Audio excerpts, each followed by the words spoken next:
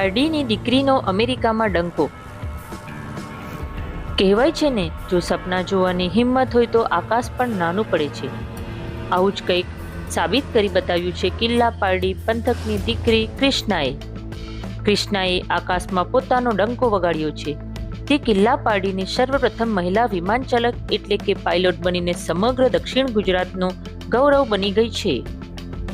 મોટા સપના જોવા માટે આલિશાન બંગલાની જરૂર નથી હોતી સાહેબ. જરૂર હોય છે તો બસ અડગ આત્મવિશ્વાસની. વાત છે ક્રિષ્ના પ્રજાપતિની. પારડીની પ્રતિષ્ઠિત BRJP સ્કૂલમાંથી શિક્ષણનો મજબૂત પાયો મેળવનાર ક્રિષ્ના જ્યારે 5મા ધોરણમાં હતી ત્યારથી એના પિતા રમેશભાઈ પ્રજાપતિ પોતાની વહાલશોહી દીકરીના ભવિષ્ય માટે વિદેશની ધરતી પર લોહી પાણી એક કરી રહ્યા હતા. એકચ્યુઅલી હું ઘણા વર્ષથી ગલ્ફમાં નોકરી કરું છું. મારા પપ્પા પણ નોકરી કરતા હતા. એટલે જ્યારે પણ અમે આવીએ છીએ ઇન્ડિયા ત્યારે અમારો પરિવાર અમને લેવા માટે મુંબઈ આવે છે. તો ત્યારથી જ એને એમ પ્લેન જોઈને એના મનમાં હતું જ કે મારે પણ આગળ જઈને કંઈક કરવું છે અને મતલબ કે પાયલટ બનવું છે એના મનમાં હતું જ. અમે પણ કીધું કંઈ વાંધો નહીં, તમે તમારી જે ઈચ્છા હોય અમે તમને સપોર્ટ કરીએ. અમારું પણ સપનું હતું કે મારી દીકરી કંઈ આગળ વધે ને આગળ કંઈ કરે અને આ જે સફળ થઈ છે એની મહેનતથી ઘણું ગર્વ અનુભવી અમે અમારા પરિવારમાં, અમારા સમાજમાં. મારા ખ્યાલથી તો પ્રથમ છોકરી હશે જે પાયલટ બની છે, એટલે બહુ ગર્વની વાત છે.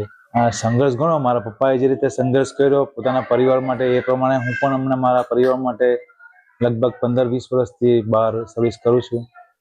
અને શું કહે, પરિવારના ભવિષ્ય માટે આપણે થોડું બલિદાન આપીને થોડું દૂર રહેવું પડે, તાકી આપણું અમે જે કષ્ટ કર્યો છે તે આપણા પરિવાર, આપણા છોકરાઓ એ ના કરે ને આગળ વધે, એ માટે આ ચાલુ છે પ્રોસેસ બધી. પણ આ સફર આસાન નહોતી.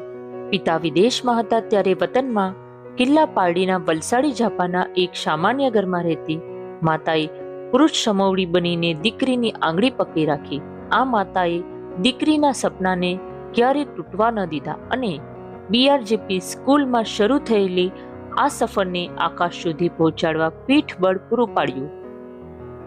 સામાન્ય પરિવારમાંથી આવતી ક્રિષ્નાએ ભારતની અઘરી DGCA પરીક્ષાઓ માત્ર 5 જ મહિનામાં પાસ કરીને સૌને ચોંકાવી દીધા. એટલું જ નહીં, અમેરિકાની પ્રખ્યાત સ્કાયબોર્ન એરલાઇન્સ એકેડેમીમાં ફર્સ્ટ ટ્રાયલિસ્ટ સિલેક્ટ થઈ. દેશની અગ્રણી ઇન્ડિગો કંપની સાથે કરાર કર્યો અને અમેરિકાના આકાશમાં 250 કલાકનું સફળ ઉડ્ડયન પૂરું કરીને આ દીકરી ભારત પરત ફરી છે. ક્રિષ્ના રમેશભાઈ પ્રજાપતિ.